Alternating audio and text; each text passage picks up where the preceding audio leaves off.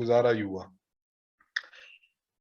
Injection से वुजू टूटने का मसला, ये बात ज़हन में रखें कि अहनाफ का मौक़िफ़ जो दलाइल पर मबनी है वो ये है कि अगर जिस्म से खून निकलता है और निकल कर बह पड़ता है, और बहता किस जगह है, ऐसी जगह पर जिसको वुजू में या गुस्ल में धोना फर्ज है। मसलन वुजू में चेहरा धोना फर्ज है, तो चेहरे पर बह पड़ा तब भी वुजू टूट गया। अच्छा, इसी तरह इंसान के जो है वो कंधे पर कोई जख्म लगता है और खून बह जाता है, तो कंधा धोना गुस्ल में फर्ज है, इसलिए वुजू टूट गया। और अगर खून निकला है, मसलन आंख के अंदर अंदर कहीं से खून का कतरा बहा लेकिन बाहर नहीं आया, आंख का अंदरूनी हिस्सा धोना ये ना गुस्ल में फर्ज है ना वुजू में फर्ज है, इसलिए उस जगह अगर जो है वो खून बहता है तो उससे वुजू नहीं टूटता। तो खुलासा ये निकलता है कि खून निकले और निकल कर बह पड़े तो वुजू इससे टूट जाता है। अब आम एक चीज है कि जिसमें खून का निकलना आपको सामने नजर आ रहा है, ब्लेड लगा है, कोई चोट लगी है, पत्थर लगा है, सुई चुभ गई तो उससे खून बाहर निकल आया। लेकिन अगर मामला ऐसा है कि इंजेक्शन लगाते हैं, तो इंजेक्शन से क्या तफसील है उसकी जरा समझ लीजिए। तकरीबन ये 3 स्टेप है, 3 स्टेप में हम ये बात करते हैं गुफ्तगू इंशाल्लाह।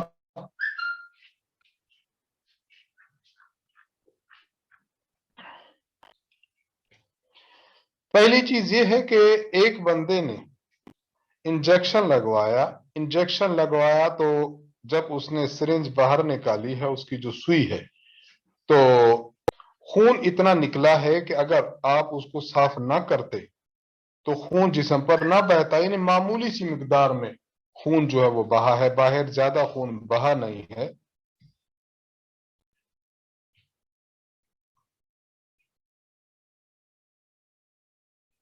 अगर मामला इस तरह है, सिरिंज निकली, बिल्कुल मामूली सा कतरा खून का निकला, खून ज्यादा बहा ही नहीं है, और ऐसा हो जाता है बाज मर्तबा खून ज्यादा नहीं बहता।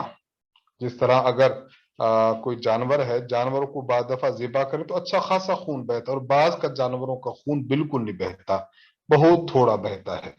तो बाज मर्तबा ऐसे हो जाता है कि खून बिल्कुल कम बहा है, एक कतरा भी नहीं बहा, या बस नमूदार हुआ और बहा नहीं है, वहीं पर खुश्क हो चुका है, तो इससे वुजू नहीं टूटेगा। एक बात। दूसरी बात, खून की इतनी मिकदार निकली कि अगर आपने फौरन साफ न किया तो वो बह पड़ता। मसलन 2-3 कतरे निकले, आप कतरे कतरे करते गए साफ, वो खून बंद हो गया, तो इसका माना ये निकला कि अगर आप उसको फौरन साफ ना करते तो जरूर बेजरूर वो खून बह जाता, इससे भी वुजू इंसान का टूट जाता है, इससे भी वुजू टूट जाता है। नंबर 3। अच्छा, एक और बात जहन में जरा रख लें, जब जो ही जिस्म में सुई दाखिल होती है, सिरिंज के अंदर दाखिल होने से खून की एक मिकदार उस सिरिंज की नाली में आ जाती है, और ये इतनी मिकदार होती है कि जिससे, और जिस तरह खुसूसन जब इंजेक्शन लगाने वाला सिरिंज अंदर दाखिल करे और फिर जो होता है पंप टाइप चीज है उसको पीछे की जानिब खींचता है, तो उससे खून बाहर भी आ जाता है, गो के फिर दोबारा प्रेशर के जरिए अंदर चला जाता है, तो इससे फिर भी वुजू टूट जाता है, क्योंकि वो इतना खून निकल आ चुका होता है कि जो बहने की मिकदार शुमार हो जाता है। लिहाजा इन 3 स्टेप में इसका मसला समझ लिया जाए कि बज़ाहिर आपको लगे कि शायद खून नहीं निकला, लेकिन वो खून निकल चुका होता है, इसलिए वुजू का टूटना यकीनी है। नंबर 7, पेशाब की नलकी या वो जो थैली होती है उसमें पेशाब निकलता रहता है माजूर अफराद का, इसका क्या हुक्म है, इसके वुजू का। ये बात जहन में रखें कि एक ऐसा आदमी है जिसका पेशाब तसलसल से बह रहा है, तसलसल से, यानी उसको इतना वक्त नहीं मिल पाता कि वो शख्स वुजू करके साफ सुथरा होकर वक्त के फर्ज पढ़ सके। मसलन सुबह के 2 फर्ज पढ़ सके, जोहर के 4 फर्ज, इतना वक्त उसको पूरे वक्त में नहीं मिलता, तो ये माजूर होगा। बस इसका खून बहता रहता है, पेशाब बहता रहता है, रीह खारिज होती रहती है, तब भी इस शख्स का वुजू शरन नहीं टूटेगा। बस शुरू वक्त के शुरू होने पर ये कर ले, वुजू कर ले, इसका वुजू बेहाल ही कायम होगा, जब वक्त निकल जाएगा तो इसका वुजू टूट जाएगा। अच्छा, इस मसले को जहन में रखते हुए अब आ जाए हम पेशाब की नलकी से पेशाब निकलने के मौजू पर। एक आदमी को नलकी उन्होंने लगाई हुई है, थैली में पेशाब आता रहता है। अगर तो पेशाब कतरा कतरा कभी आ गया जिस तरह नॉर्मल आता है, तो बस जूं ही उसका पेशाब निकलेगा उसका वुजू टूट जाएगा, क्योंकि ये माजूर नहीं है। और अगर मामला बरअक्स है, मसलन इस शख्स ने नलकी लगाई हुई है और वो तसलसल से कतरा कतरा कतरा कतरा निकल रहा है, खुद ब खुद जब निकल रहा हो और इसको इतना वक्त नहीं मिल पाता कि ये 2 रकत नमाज, ये वक्त के फर्ज पढ़ ले और बिल्कुल ठीक पढ़ सकता है, इस दौरान उसको खून का पेशाब का कतरा नहीं आता, तो अगर ऐसी सूरत हाल मौजूद है तो अब ये शख्स माजूर होगा। अब उजुर की वजह से अब कतरे बार बार आते रहे तो फिर इसका वुजू नहीं टूटेगा। तो बस इस पेशाब की नलकी से पेशाब का निकलने में ये जो है वो मलहूज रखें कि वो माजूर के हुक्म में होगा तब उसको ये छूट मिलेगी। अगर माजूर के हुक्म में नहीं है तो जो ही कतरा नमूदार हुआ तो फौरन उसका वुजू टूट जाएगा, वो नया वुजू करके नमाज पढ़े। अच्छा, एक और देख लीजिए, बाज मर्तबा कोई शख्स है ना बवासीर या किसी और मर्ज का मरीज होता है, उसको पाइप के जरिए से जो है वो जिस्म में दवा डालनी पड़ती है पाखाना के रास्ते से। अगर मामला ऐसा है कि किसी को दवाई उस रास्ते से डाली गई है, बवासीर या कोई और मर्ज है, तो फिर इससे उसका वुजू टूट जाएगा, इससे उसका वुजू टूट जाएगा। मसला नंबर 9, गुस्ल और वुजू में मसनूई बालों का हुक्म। यह बात जहन में रख लीजिए कि वुजू में मसह करना बालों पर यह फर्ज है, गुस्ल में बालों की जड़ों में पानी पहुंचाना फर्ज है। ये 2 बातें जहन में हूं कि गुस्ल और वुजू में बालों का हुक्म यह है। अब आते हैं हमारे इस विग वाले मसला पर। अगर किसी ने मसनूई बाल लगाए हुए हैं तो मसनूई बाल लगाने की 2 सूरतें हो सकती हैं, 2 सूरतें हो सकती हैं। नंबर 1, एक सूरत यह होगी कि विग सिर्फ ऊपर रखी हुई है, हल्की सी सेट की हुई है, आप उसको उतारना चाहें आप उतार सकते हैं। तो इस तरह की विग पर अगर उसने मसलन उसने करना चाहा है, मसा करना चाहे, तो इसको उतारे, जिस्म पर मसा करे और उसके बाद उसको पहनना चाहे तो फिर पहन सकता है, अगर वो जो है ना वो बाल इंसानी नहीं है, किसी और चीज के हैं। और जहां तक गुस्ल की बात है तो गुस्ल में भी उसको जिस्म को धोना जरूरी होगा, जल्द पर पानी पहुंचाना जरूरी होगा। और अगर किसी शख्स ने इस तरह की विग लगाई हुई है कि जो विग चिस्पा हो जाती है, बड़ी मुश्किल से उखड़ती है, फिर उसको हफ्ता 2 हफ्ते 3 हफ्ते बाद जब बाल छोटे छोटे उगना शुरू हो जाते हैं तो फिर विग उखाड़ के फिर एक मर्तबा उसको रेजर से साफ करते हैं, फिर उसको फिक्स कर देते हैं। अगर इस किस्म की किसी ने विग लगाई हुई है तो गुस्ल करते वक्त और वुजू करते वक्त उसको विग उतारना मस्ट होगा। अगर विग पर ही मसा करेगा या विग पर ही पानी डाल देगा तो इस तरह उसका वुजू भी नहीं होगा और उसका गुस्ल भी नहीं होगा। तो बस ये दोनों चीजें जरूरी हैं कि पानी आपके बालों की जड़ों में जाना चाहिए और गुस्ल वुजू की सूरत में आप असली बालों पर भीगा हुआ हाथ फेर दें तो आपका वुजू और गुस्ल ये बिल्कुल दुरुस्त हो जाएगा। बेवुजू हालत में कुरानी आयात को छूने का हुक्म। यह बात याद रखें कि बेवुजू अगर कोई शख्स हो तो बेवुजू कुरान करीम को छूना जायज नहीं है।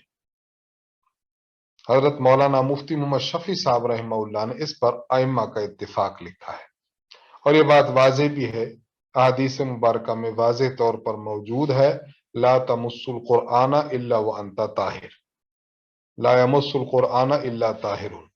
कुरान करीम को पाक लोग छुए, गैर पाक और नापाक शख्स और पलीद शख्स कुरान को न छुए, ये बात वाज़ेह है और अहादीस में वाकयात भी इस पर मौजूद है। अच्छा, अगर आयत किसी वर्क पर लिखी हुई है, दीवार पर लिखी हुई है या किसी और तश्तरी पर लिखी हुई है تو اس آیت کو بلا وضو چھونا جائز نہیں ہے، کیونکہ یہ واضح آیت لکھی ہے، اس لیے اگر کوئی چھوئے گا تو حدیث مبارک اس حکم کی خلاف ورزی لازم آئی ہے۔ ایک بات۔ دوسری بات، اچھا اگر آپ ہے، اچھا آپ کے پاس موبائل ہے، موبائل میں قرآن کریم ریکارڈ شدہ ہے، یا آپ کے پاس کوئی موبائل میں ایپ موجود ہے اور وہ ایپ قرآن کریم کی ہے، اب آپ موبائل کو بغیر وضو چھونا چاہیں، آپ بغیر وضو موبائل کو چھو سکتے ہیں۔ آپ کیسٹ کو چھونا چاہیں، بغیر وضو آپ کیسٹ کو چھو سکتے ہیں، اس طرح کرنا جائز ہے۔ اچھا تیسری چیز یہاں یہ سمجھ لیں کہ آپ کا موبائل اگر کھلا ہوا ہے اور اس کی سکرین پر قرآن کریم کی وہ آیات آویزاں ہیں، نظر آ رہی ہیں، تو اب کیا حکم ہے؟ اس کا حکم ذرا سمجھ لیجئے۔ اس بارے میں علماء کی کئی آراء ہیں، دو اہم آراء ہیں، بعض نے اس کو جائز قرار دیا اور کئی حضرات نے اس کو جائز قرار نہیں دیا۔ ہمارا موقف دوسری رائے کی طرف ہے۔ ہم بھی یہی بات عرض کرتے ہیں کہ قرآن کریم جب اس پر بالکل آویزاں ہو، واضح نظر آ رہا ہو، تو بغیر وضو اسکرین کو چھوا نہ جائے۔ ہاں جب وہ وہاں سے کیا نام ہے ختم ہو جائے، نظر آنا بند ہو جائے، تو آپ اگر اس کو چھونا چاہیں تو آپ موبائل کو چھو سکتے ہیں۔ ہماری رائے احتیاط کے درجے میں یہی ہے جو ہم نے عرض کر دی ہے کہ موبائل پر قرآن پڑھنے کے لیے بھی بغیر وضو ٹچ نہ کیا جائے۔ اس میں بالکل وہی چیز آ رہی ہے کہ جو چیز ہمیں آ رہی ہوتی ہے اس پر عام ہارڈ کاپی پر، اس لیے ہماری رائے اس بارے میں یہ ہے۔ اچھا نمبر 11، عورت کے لیے غیر ضروری بالوں کو اکھاڑنے کا حکم۔ 3 سٹیپ ہیں عورت کے لیے، 3 سٹیپ۔ پہلا سٹیپ یہ کہ عورت اپنے غیر ضروری بال یعنی زیر ناف بال یا بغلوں کے بال اگر اس کو اکھیڑتی ہے تو اکھیڑنا اس کے لیے مستحب ہے، بہتر یہی ہے کہ اس کو اکھیڑ ڈالے۔ نمبر 2، دوسرا سٹیپ یہ ہے کہ اگر وہ اس سے شدت تکلیف محسوس کرتی ہو تو وہ اس کے لیے ریزر کا، بلیڈ کا استعمال کرنا چاہے تو کر سکتی ہے۔ نمبر 2 یہ ہے اگر وہ اس کے لیے وہ تکلیف کا باعث بنتے ہیں تو پھر دوسرا سٹیپ یہ ہے کہ وہ کریم ہے، کوئی لوشن ہے، کوئی پاؤڈر ہے، ان چیزوں کا استعمال کر لے تو اس کے لیے زیادہ بہتر ہے۔ 2 سٹیپ ہو گئے۔ تیسرا سٹیپ اگر وہ اس کی طرف بھی نہیں جاتی بلکہ وہ ریزر یا بلیڈ وغیرہ استعمال کرنا چاہتی ہے تو وہ بھی کر سکتی ہے، اس کی بھی عورت کے لیے اجازت ہے۔ مقصد یہی ہے کہ اس کو طہارت ہو جائے، اس کو نظافت اور پاکیزگی ہو جائے، جس چیز سے بھی ہو جائے، لیکن سٹیپ بائی سٹیپ تینوں چیزیں ہیں۔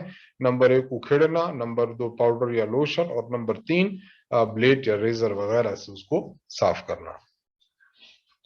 نمبر 12، دیکھیے قرآن کریم کے ایک ہے الفاظ کو چھونے کا تو مسئلہ عرض کر دیا کہ الفاظ کو چھونا جائز ہے۔ ایک ہے قرآن کریم کا ترجمہ، کسی بھی زبان میں قرآن کریم کا ترجمہ آپ کے پاس موجود ہو تو اسے آپ بغیر وضو چھو سکتے ہیں یا نہیں؟ دیکھیے یہ جو معنی ہے، یہ معنی عام الفاظ کے معنی نہیں ہے، یہ معنی قرآن کریم کے ہیں۔ اس لیے جس طرح ہم قرآن کا ادب کرتے ہیں ان کا بھی ادب کرنا چاہیے۔ اگر کوئی شخص ان کو وضو کے ساتھ ترجمے کو چھوتا ہے تو یہ بہت ہی اچھا، بہت ہی احتیاط اور بہت ہی ادب ہے۔ لیکن اگر کوئی شخص ترجمے کو وضو کے بغیر چھو لیتا ہے تو چھو تو سکتا ہے، لیکن ہم کہیں گے کہ احتیاط نہیں ہے، یہ زیادہ ادب نہیں ہے۔ زیادہ ادب یہی ہے کہ انسان ترجمہ کو بھی بغیر وضو کے مت چھوئے۔ مسئلہ نمبر 13، الکوہل ملی خوشبو کا حکم۔ آج کل مارکیٹ میں پرفیوم مل رہے ہیں، تو پرفیوم میں جو اس کے اجزائے ترکیبی ہوتے ہیں ان اجزاء میں الکوہل کا نام بھی لکھا ہوتا ہے۔ آیا کہ اب استعمال کی جائیں یہ خوشبوئیں یا استعمال نہ کی جائیں؟ اس حوالے سے تفصیل ہے۔ تفصیل یہ ہے کہ الکوہل 2 قسم کی ہے۔ انسان جو الکوہل استعمال کرتے رہتے ان چیزوں میں، تو الکوہل کے بیس یہ ہے کہ الکوہل عام طور پر 2 قسموں سے بنتی ہے۔ نمبر 1 وہ بنے گی खजूर से, किशमिश से, अंगूर से और छुआरे से। अगर इनसे कशीद करके बनाई गई हो तो इनसे कशीद शुदा अल्कोहल ये नापाक है और इसका खाना भी हराम है और इसका इस्तेमाल बैरूनी तौर पर भी हराम है, चूंकि ये नजस और नापाक है। तो अगर खुशबू में इस किस्म की अल्कोहल डाली गई हो जो इन 4 किस्म की अशिया से मिलकर से कशीद की गई हो तो उसका इस्तेमाल नाजायज है। और अगर वो इसके अलावा जो अशिया हैं उनसे उसको कशीद किया गया हो तो फिर वो न पाक है, फिर पाक है। फिर उसको आप, अगर वो परफ्यूम में मौजूद है, खुशबू में मिली हुई है, तो आप उसको जिस्म पर, अपने कपड़ों पर लगाना चाहें तो लगा सकते हैं। यहां देखें, मिसाल के तौर पर जो बनती है हमारी मालूमात के मुताबिक लकड़ी से भी बनती है, आलू से भी बनती है, इसी तरह दालों से भी बनती है, लोबिया से भी बन जाती है, गन्ने से भी बन जाती है, शलजम से भी बन जाती है। तो मुख्तलिफ अशिया होते हैं कि जिनसे अल्कोहल बनती है। तो अगर अल्कोहल बनी है इन पहली किस्म की चीजों से और वो इस्तेमाल हुई है आपकी खुशबू में, तब तो इसका इस्तेमाल जायज नहीं। और अगर वो इनसे नहीं बनी बल्कि दूसरी किस्म की चीजों से बनी है जो मैंने अर्ज की है, अब इसका इस्तेमाल जो है वो जायज है।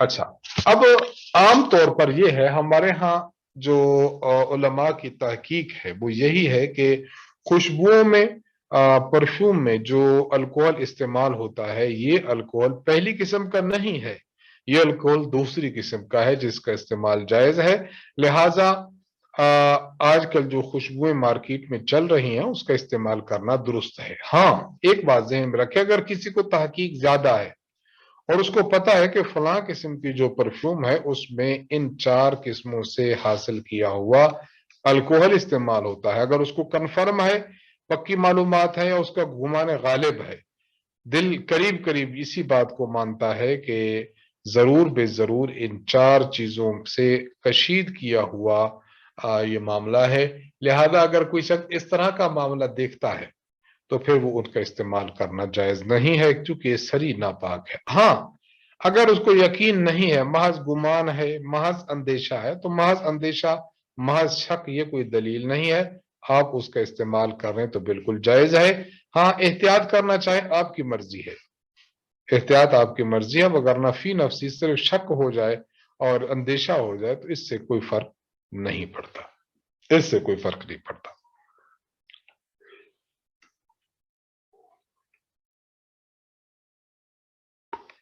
मसला नंबर 14, जहाज में नमाज अदा करने का हुक्म। नमाज जमीन पर भी फर्ज है, नमाज फिजा में भी फर्ज है, छत पर भी फर्ज है। नमाज आकिल बालिग मुसलमान पर अपनी शराइत के साथ फर्ज है। इंसान फिजा में उड़ रहा है, हवाई जहाज में है, तो वहां पर भी इंसान पर नमाज फर्ज है बशर्ते के वक्त हो। अब हवाई जहाज में नमाज अदा कैसे करें, तो उसके लिए बुनियादी तौर पर यह समझ लें कि नमाज की शराइत जो हैं वो क़ियाम भी शर्त है, रुकू भी शर्त है, इसी तरह सूरत सूरत पढ़ना यानी किरात कुरान भी शर्त है, अल्लाह अकबर कहना भी ये शर्त है। इसी तरह हम देखते हैं कि सजदा भी शर्त है, आखिरी कादा भी जरूरी है। तो ये जो नमाज के अरकान हैं, अरकान नमाज, नमाज के अरकान में से बाकी आप बैठकर अदा कर सकते हैं। 2 चीजें हैं जिनको ज्यादा नुमाया किया जाता है, वो ये कि एक क़ियाम यानी खड़ा होना नमाज में, और दूसरा किबला रुख होना।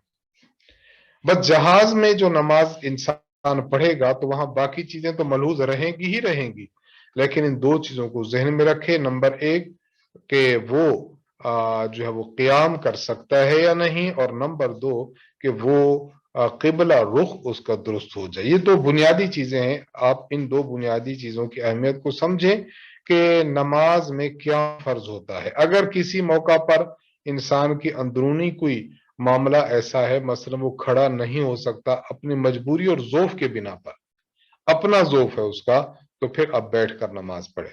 कमजोरी टांगों की इतनी ज्यादा है कि खड़ा होना मुश्किल हो रहा है, अब बैठकर नमाज पढ़े, चूंकि मजबूरी अंदरूनी है। और जहां तक इस चीज का मामला है, ये जो जहाज वाला मामला, अगर कोई शख्स क्याम नहीं कर सकता, हिचकोले ज्यादा हैं, या सीटों के जो दाएं बाएं की सीटों के दरमियान जो रास्ता है वहां लोग आते जाते ज्यादा हैं, और नमाज पढ़ना दूभर और मुश्किल हो रहा है, तो ये जो क्याम पर कादिर ना होना है, ये इंसान के अंदर की मजबूरी नहीं है, बैरूनी है। यानी बैरूनी से मुराद जहाज है और लोग नहीं आप दो रफ्त में आप परेशान कर रहे हैं, या जहाजों के जो दरवाजों के करीब भी जगह नहीं है, वीआईपी सीट्स के करीब भी जगह आपको नहीं मिल रही है, रश है, जो भी मामला है, अगर क्याम आपका मुमकिन हो तो आप क्याम करके नमाज पढ़ें। और अगर किसी शख्स का क्याम मुमकिन नहीं है किसी सूरत में भी, तो वो सीट पर बैठकर नमाज ना पढ़े। अब उस पर क्याम फर्ज था, वो क्याम नहीं कर सका, तो अब नमाज को मौखर कर ले, नमाज को इस वक्त न पढ़े। जब जहाज से उतरेगा तो देख लेगा कि अगर वक्त मौजूद है तो उनको पढ़ ले, और अगर वक्त मौजूद नहीं है, वक्त मौजूद नहीं है, तो फिर नमाज को कजा कर ले। यानी वक्त में होगा तो पढ़ेगा अदा, और वक्त चला गया तो अब करेगा कजा। ये होगी क्याम के मुतालिक बात। अब बात समझ ले किबला की जिहत के मुतालिक। अगर किबला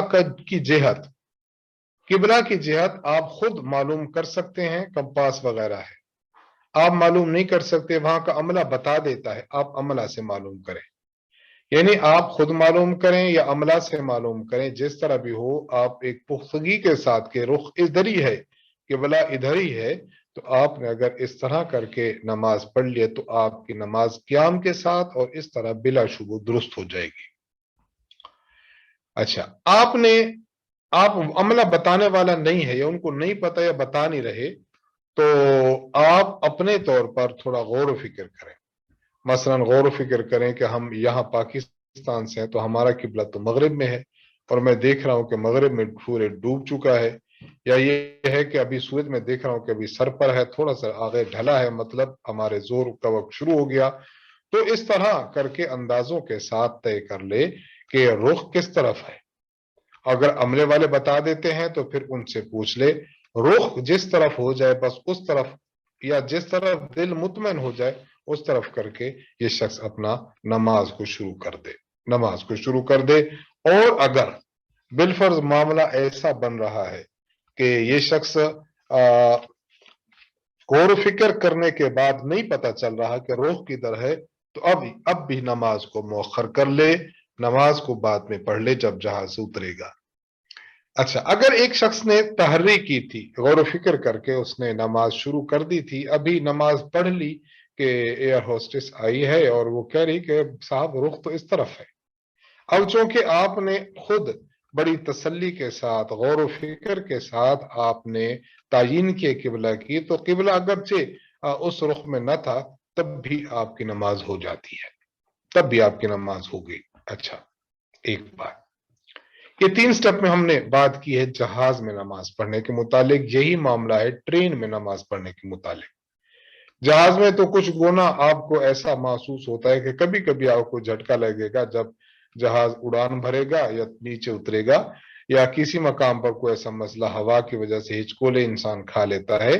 लेकिन जहां तक गाड़ी का मामला है, रेल का मामला है, तो रेलगाड़ी में इंसान बिल्कुल मजबूर होता है। वो इतनी ज्यादा, हमारे यहाँ तो इतनी ज्यादा उसमें हिचकोले आते रहते हैं कि आप सोता हुआ बंदा भी बेदार होकर बैठ जाता है। तो अगर मामला ऐसा है कि जब आप नमाज पढ़ना चाहते हैं और जो ट्रेन है वो ट्रेन हिचकोले ज्यादा खा रही है, आपका क्याम भी मुमकिन नहीं है, और आपको ये भी पता नहीं कि किबला किस तरफ है, और आप उसको मुतय्यन करना चाहें तो वो ना कर सकें, तो ऐसी सूरत में फिर आप नमाज को मौखर कर दें, नमाज को आप मौखर कर दें, बस आप नमाज बाद में पढ़ें।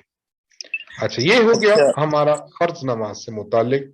तो अगर कोई उस्ताद जी, इसमें 2 बातें पूछनी थी। एक तो ये कि अगर जहाज का अमला इजाजत नहीं दे रहा है कि आप नमाज नहीं पढ़ सकते, تو ہم کیا ان کے حکم کی یعنی ان کی جو خلاف ورزی کر کے، حالانکہ جگہ بھی ہے، ٹائم بھی ہے اور مسئلہ بھی نہیں ہے، تو کیا ان کو منع کرنے کے باوجود بھی بچھا کے پڑھ سکتے ہیں یا نہیں؟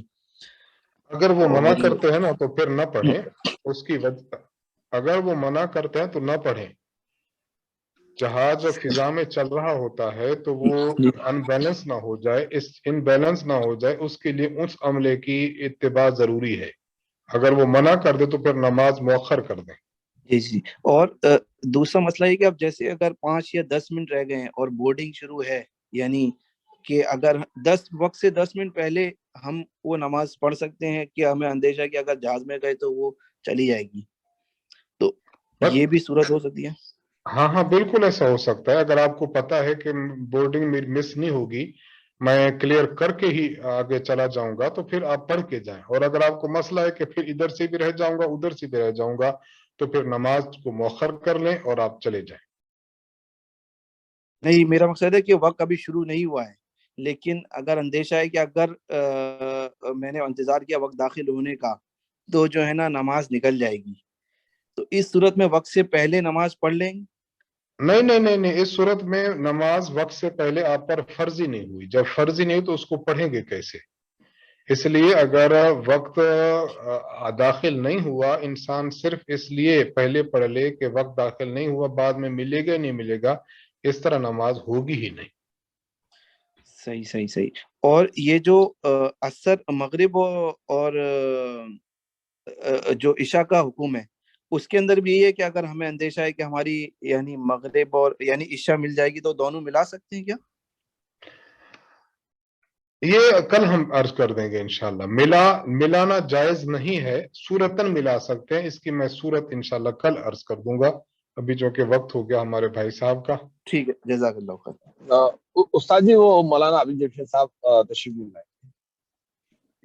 نہیں لائے یا نہیں لائیں گے؟ نہیں لائیں گے. وہ وہاں شور بہت ہے، ہجوم بہت ہے کعبہ.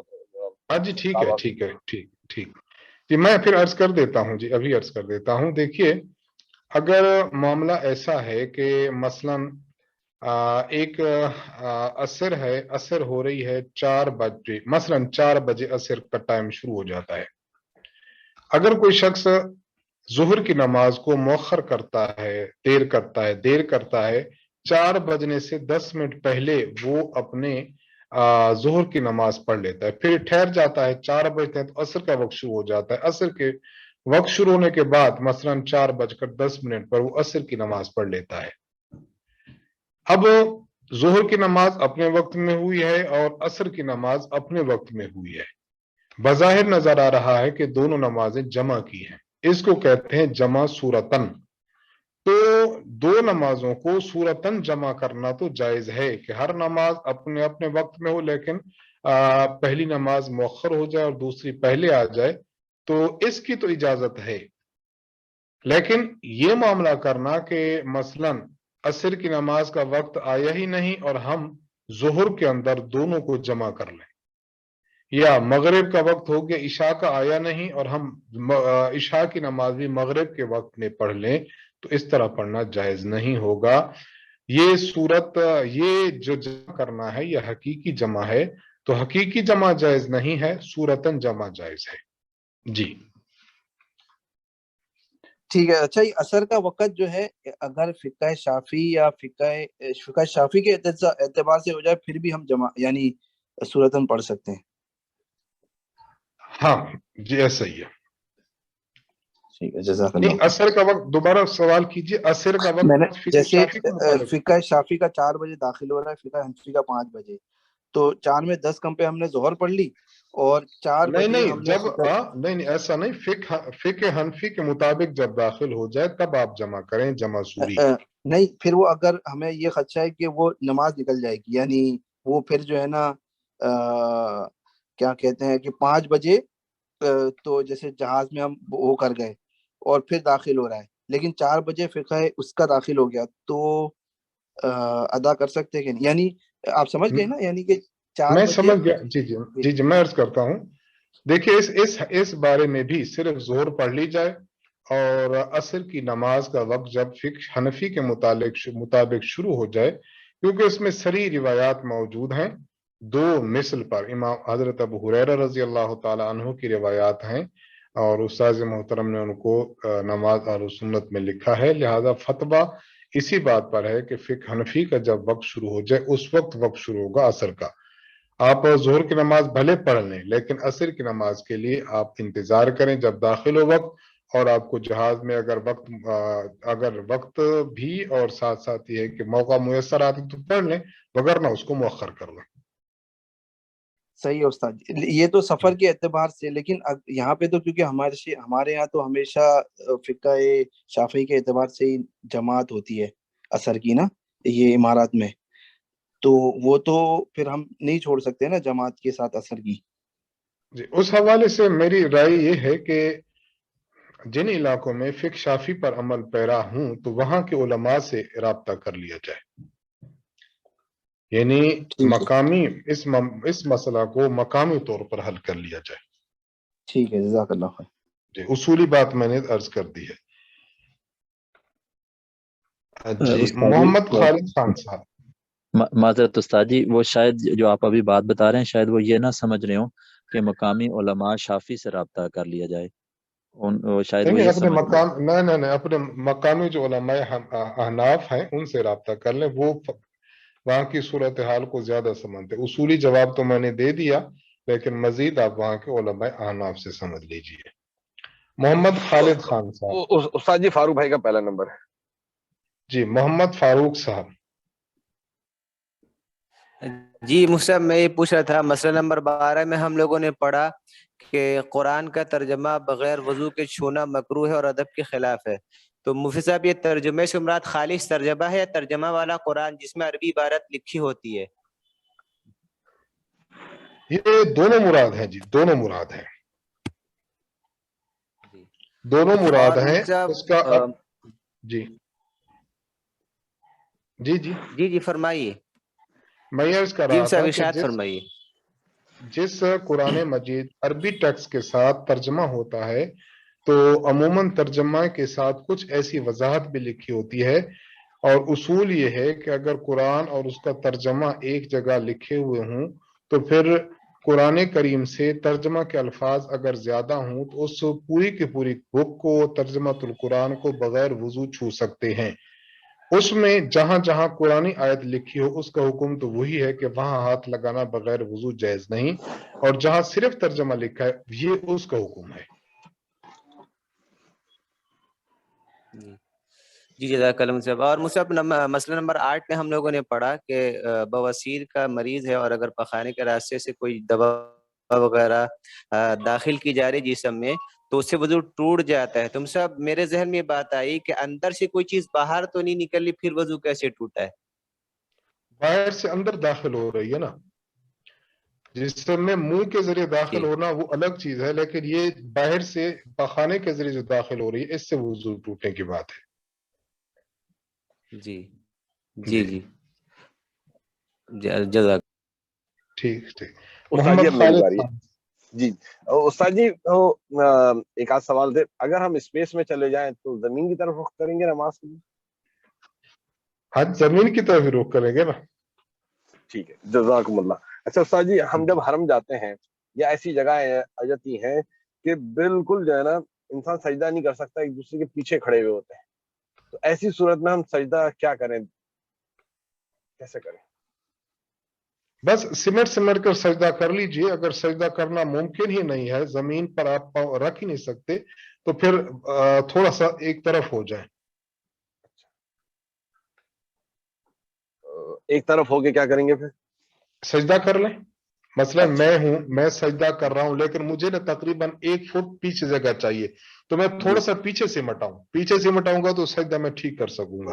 اگر استاد جی ایسی سچویشن بن جاتی ہے کہ آپ کا جب بھی اتنی گتھم گتا ہے کہ اگر آپ سجدہ بندے کے اوپر کرتے ہیں سامنے والے کے اوپر تو ہو جائے گا نہیں، سجدے کے لیے زمین پر رکھنا ضروری ہے. سجدے کے لیے اپنے ماتھے اور ناک کو زمین پر رکھنا ضروری ہے. آگے کوئی ہے تو پیچھے کی طرف ہو جائے. اگر آگے کے علاوہ تھوڑا سا سائڈ پہ ہو کر سجدہ ہو سکتا تو وہاں کر لیں. اگر وہاں بھی نہیں ہو سکتا تو پھر اٹھ جائے وہاں سے، کیونکہ ممکن ہی نہیں ہے نماز. ٹھیک ہے, جزاکم اللہ. آخری بس سوال ہے استاد جی, آپ نے فرمایا کہ جو ہے نا ترجمہ جو ہوگا اگر اس میں الفاظ زیادہ ہوں گے تو عربی تو سمیٹ لیتی ہے اردو کے الفاظوں کو بہت زیادہ, ادھر 2 الفاظ ہوتے ہیں تو ادھر 6 الفاظ آ جاتے ہیں اردو کے اندر, تو ہمیشہ جو بھی ترجمہ ہوگا وہ تو زیادہ ہی ہوگا, کیا یہ بات صحیح ہے؟ جی ایسا صحیح ہے, لیکن بعض ایسے ترجمے ہیں کہ جو انتہائی جس کو ہم نا مغلق قسم کے ترجمے کہیں, ان کے الفاظ قرآن کریم کے الفاظ سے بھی کم ہو جاتے ہیں. اچھا ٹھیک, جی جزاکم اللہ. جی جزاکم اللہ. محمد مشرف سہارنپوری صاحب.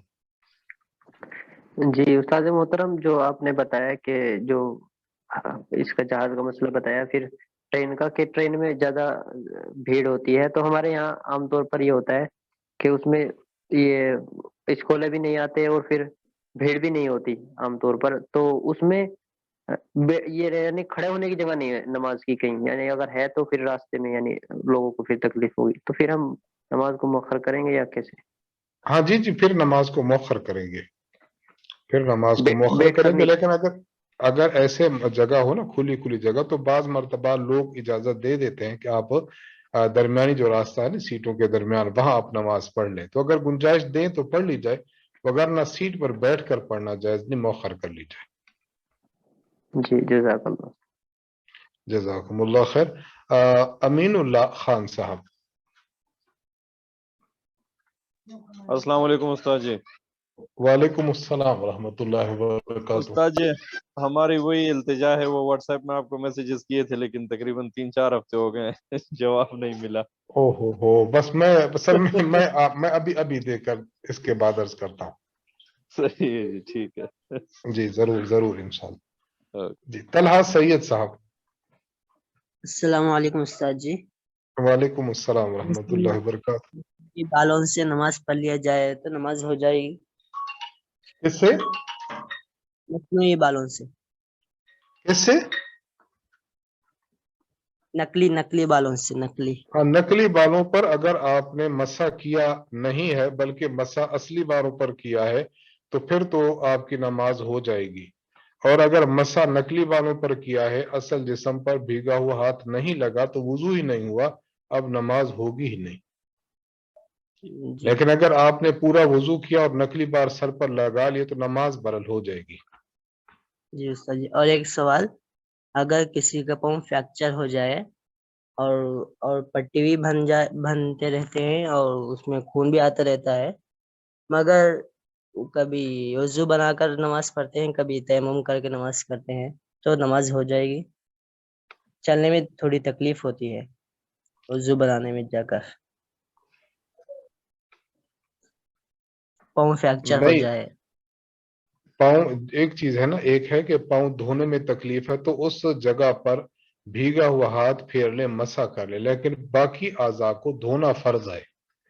اگر باقی اعضاء کو دھونے میں کوئی اور ممانعت نہ ہو تو پھر باقی اعضاء کو دھونا فرض ہے. اس لیے یہ شخص وضو کر لے لیکن پاؤں جو فریکچر ہے اس پر یہ مسح کر لے, بھیگا ہوا ہاتھ پھیر لے, تو اس کا وضو ہو جائے گا. اور اگر صرف تیمم کر لیتا ہے تو تیمم سے تو وضو نہیں ہوگا, کیونکہ باقی اعضاء کو دھونے پر یہ شخص قدرت رکھتا ہے, اس لیے وضو نہیں ہوگا. جی استاد جی دعا کی درخواست. جی اللہ خوش رکھے آپ کو. ندیم احمد صاحب. جی استاد محترم, یہ ٹرین سفر کرتے ہیں ہم لوگ تو بیچ میں کھڑے ہو جاتے ہیں اور تشہد میں ایک سیٹ میں بیٹھ جاتے ہیں اور آگے والے سیٹ پہ سجدہ کرتے ہیں, کیسا نماز ہو جائے؟ میں سمجھا نہیں, فرمائیے دوبارہ. جیسے کہ ٹرین میں سفر کرتے ہیں, سیٹ دونوں طرف ہوتا ہے تو بیچ میں کھڑے ہو جاتے ہیں اور سجدہ کرتے ہیں آگے والے سیٹ پہ اور بیٹھتے ہیں تشہد کے لیے بیٹھتے ہیں جس سیٹ پہ ہم بیٹھے ہوتے ہیں اس پہ.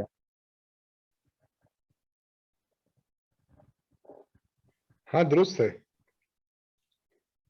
اچھا, مطلب آگے والے سیٹ پہ ہم سجدہ کر سکتے ہیں نا؟ ہاں کر سکتے ہیں. جزاک اللہ. جزاکم اللہ خیر. ناصر صاحب.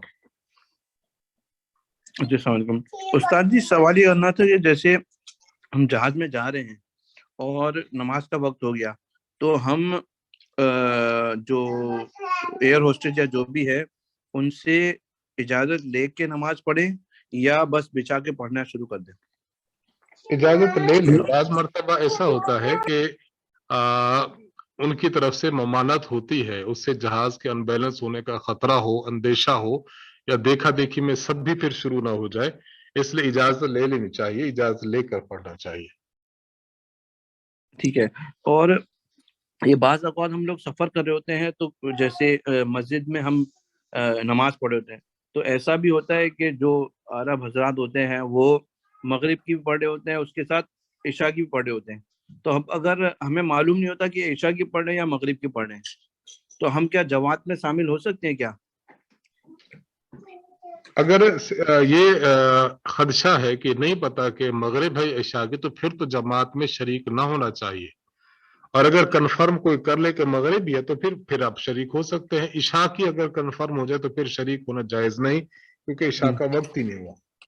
अच्छा, और ऐसा भी होता है बाज़ औक़ात कि जैसे हम नमाज पढ़ रहे हैं तो वो पीछे से हाथ लगा देते हैं कि मैं जमात में शामिल हो, हालांकि हम अकेले पढ़ रहे होते हैं, तो उस वक्त में क्या पीछे मुक्तदी की नमाज की नियत कर सकते हैं? और दूसरा ये कि अगर कोई अकेला नमाज पढ़ रहा है तो हम उसके पता है कि ये फर्ज पढ़ा है, तो उसके पीछे हाथ लगा के उसके साथ जमात में शामिल हो सकते हैं क्या? अगर किसी ने आपको हाथ लगाया तो आप नियत कर सकते हैं। अगर आप किसी को देखते हैं कि फर्ज पढ़ रहा है तो उसको भी आप हाथ लगा के उसके पीछे भी नमाज पढ़ सकते हैं। बस शर्त यही है कि वो फर्ज ही पढ़ रहा हो और आप फर्ज पढ़ रहे हो। अगर नफिल या सुन्नत पढ़ रहा है तो फिर उसकी इक्तिदा करना, ये नमाज होगी ही नहीं इक्तिदा से। जी जी। और जैसे अगर हम सुन्नत पढ़ रहे हैं, पीछे से किसी ने हाथ लगा दिया, तो अब वो हमारे साथ जमात में शामिल हो गया, हम यहाँ पे सुन्नत 2 रकात पढ़ रहे हैं, तो इस सूरत में फिर क्या होगा पीछे वाले मुक्तदी का? बस नमाज के बाद उसको बता दे कि भाई मैं सुन्नत पढ़ रहा था, अब आपकी मर्जी, अगर आप कंटिन्यू रखना चाहते हैं तो मर्जी आपकी, अगर आप छोड़ना चाहें तो तब भी आपकी मर्जी, यानी उसको मुत्तले कर दिया जाए।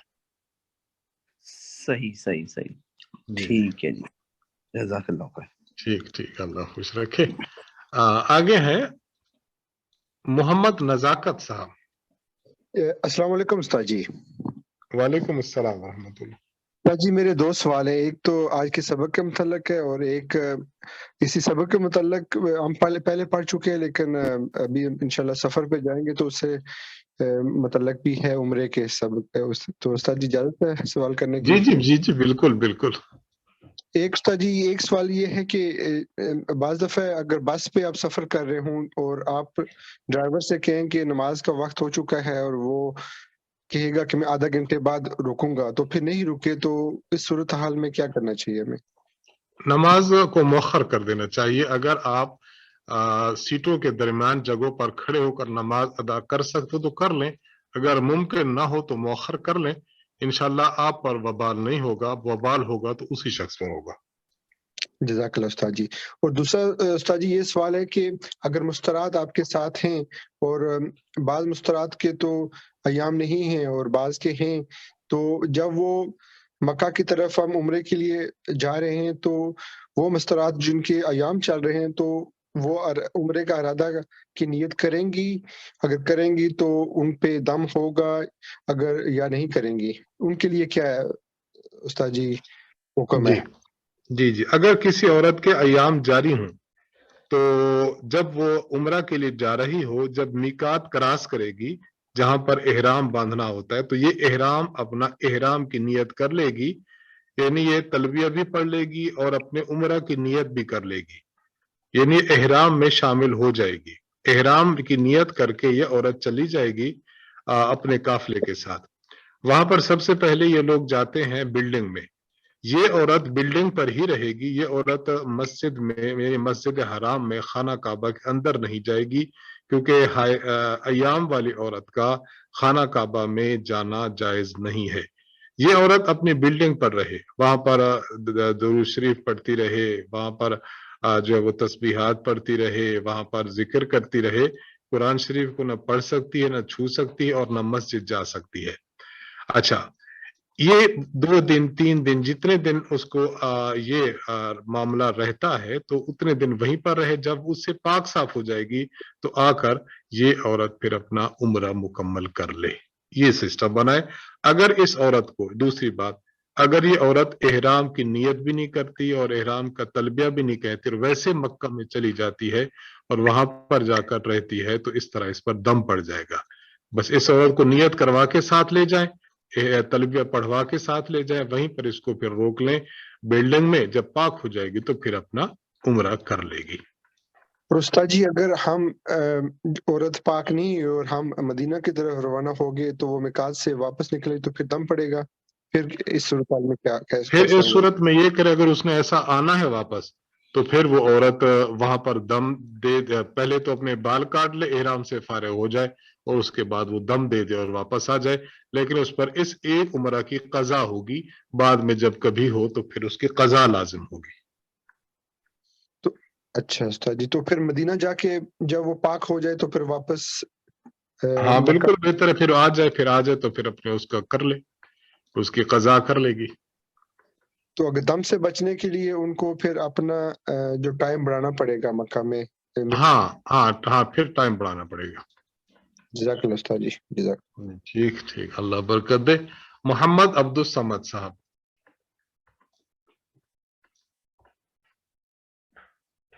मोहम्मद अब्दुल समद साहब। जज़ाकल्लाह उस्ताद जी। अच्छा उस्ताद जी, जब जहाज में सफर कर रहे होते हैं तो जैसे अभी अगर हम एक जगह से जिस जगह से उड़े वहां से हमने असर की नमाज पढ़ी है, लेकिन अब जहाँ पे हम जा रहे हैं वहाँ पे अब मगरिब का उस हिसाब से तो टाइम हो गया है, लेकिन जहाज को तो अभी तक रोशनी लग रही है और सूरज भी नजर आ रहा है, तो उस सूरत में क्या किया जाएगा? जब तक, हाँ जी, जब तक आप सफर, जब तक आप जहाज में है उस वक्त तक आपको सामने रोशनी नजर आ रही है, इस तरह। जी जी उस्ताद जब, जी, रोशनी नजर हाँ, आ रही है। फिर मगरिब न पड़े, जब तक रोशनी नजर आना छुप जाए फिर मगरिब पड़े।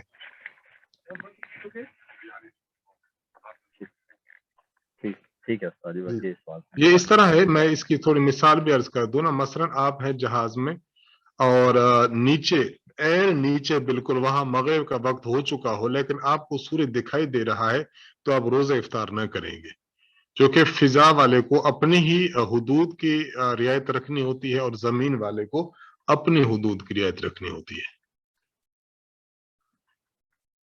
ठीक है जी, जज़ाकुमुल्लाह खैर व अहसनल जज़ा।